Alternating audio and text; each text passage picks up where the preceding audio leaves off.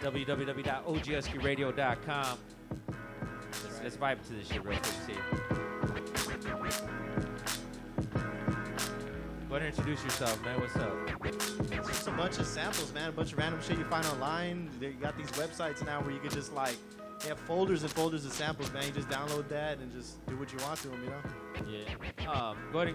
What's your contact? They could. I'm Brown Suga Beats, BROWNSUGABEATS_. Producer, MC, what you do? I don't MC, man. That's a gift. But I produce, I promote, I work on building up artists in general. I help out homies. I help people get shows and just generally try and become better as artists, you know? It's dope though, because as a producer, you know what I mean. You're already doing enough. You're making the beats. You're doing everything like that, and you're also promoting. Like you could help them on both sides of it. But let's get into the producer side of it. Well, what got you into producing? Shit, well, I kind of been in. It's the same story, you know. I've been into music for since I was 7, playing guitar. I was really into guitars, and you know, for my birthday, I got one when I was 7. It was like one of those mariachi guitars, nylon strings and everything. From there, I started playing bass. And then when I was in college at the time, I like just finally picked up a program. I was able to slice a bunch of shit that I like and put it together. What program was it? It was Ableton. Ableton, yeah. It came with Live Light. It was an Novation launch pad that went with the 64 pads on it and shit.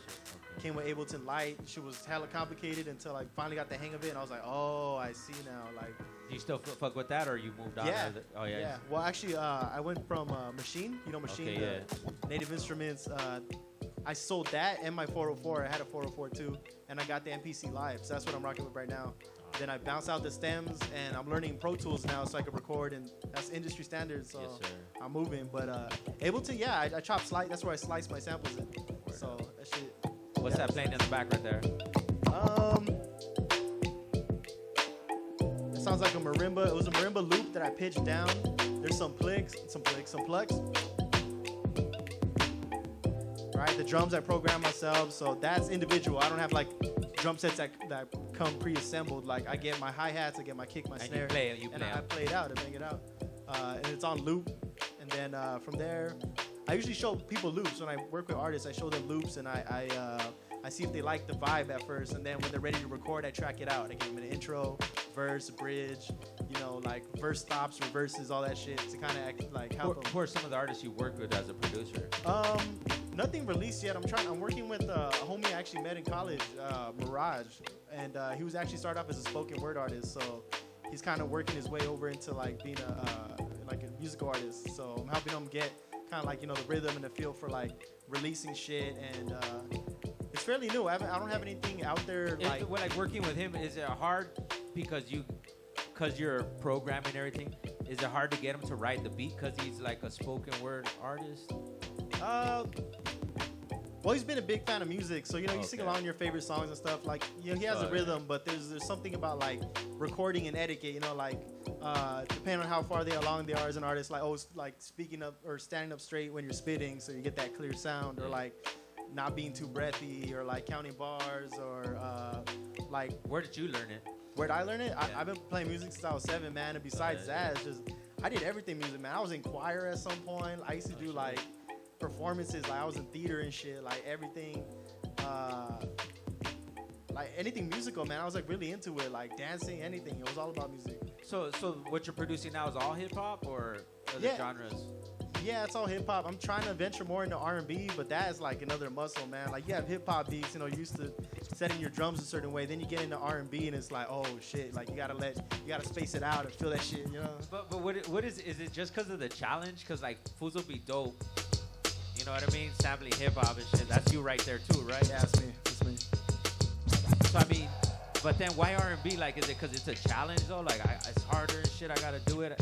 Yeah, I think hip hop relies a lot on drums, right? R&B kind of lets the drums breathe, and it's more about like your keys and your bass, and like, you know, like a lot of your favorite, like a lot of R. Kelly songs, like you listen, like the drums are simple. Bounce, bounce, aren't you supposed to boycott R. Kelly and shit? Yeah, I know. I'm just using him as a bad example. I mean, rough that. But hashtag. Yeah, but like back when we were listening to R. Kelly. Did you see that what is it, Lifetime series, was it? Yeah.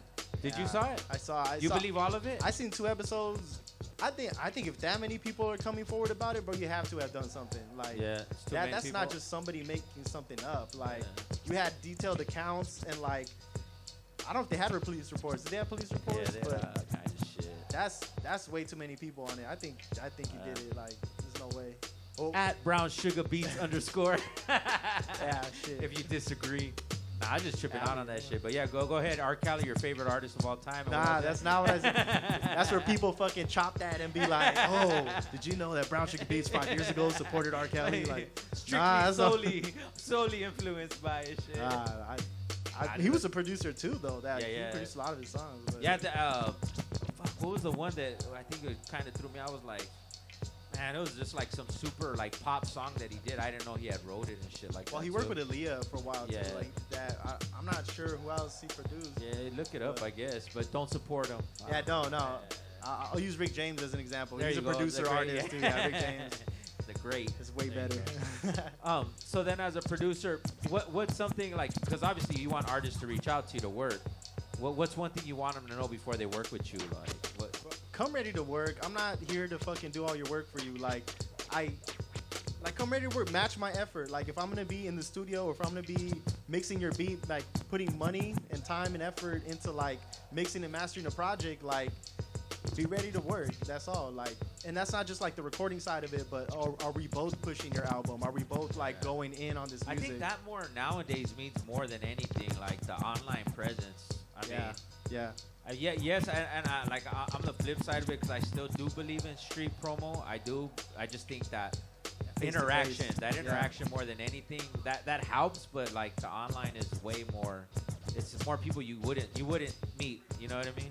Especially since like everything's kind of going more towards streaming now. Like, it's already done, or it is strictly streaming. Yeah, but I mean, you still sell merch and still things you gotta to support yourself as an artist. Well, with that, let's get into at the Boulevard BH at THE BLVD BH. You promote and do bookings for there too, right? Yeah.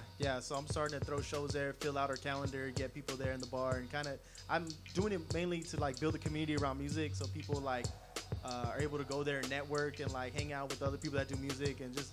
I always like that because like you could go to build it up where like if I go on a Wednesday, it might not be a hip hop night, but I'm still gonna meet local artists. You know what I mean? Yeah. That's what I get that vibe from it. What's the address is? 2631 Whittier Boulevard, Los Angeles, California, 90023. And then they can hit you up for bookings, right? Like, yeah, they can hit either Brown Suga Beats _ or the Boulevard BH. DM it.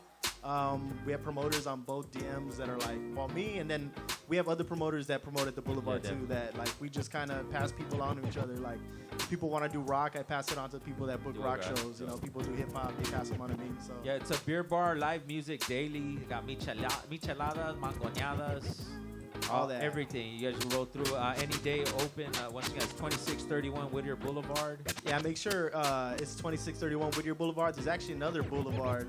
I'm not going to give them a shout out, but they're in East LA, so this is a Boulevard. No, we're talking about the one at 2631. Yeah, that one. Yeah. And look at, because not only like in this day and age, if you have a manager booking your shows, your album release, your mixtape, whatever you're doing, hey, props to you, dog. But you should be really doing it yourself in this day and age. What's dope about this venue is an intimate venue with 75 capacity. So you know what I mean? I'm just putting this out there like artists. Plugging it, You know what I mean? Like $40, $50 admission. You could give them a shirt. You know what I mean? A small intimate set. You could actually talk to every single one of those people, dog. Like, it's easy to pack out. Everybody knows that. Everybody that's done shows there, like, you could pack it out really easy.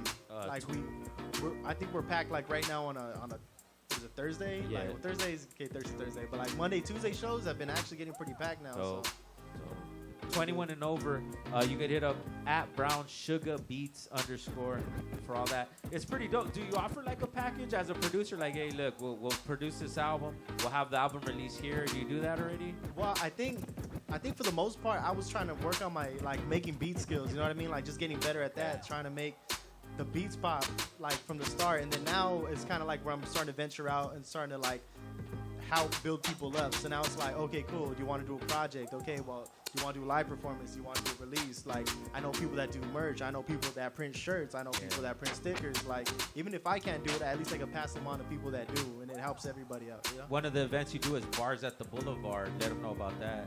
Yeah, so Bars at the Boulevard is actually a show. It's a web series on YouTube. I match up producers and artists I think would work very well together. So if I know, like, oh, like this rapper would sound good over this person's beat.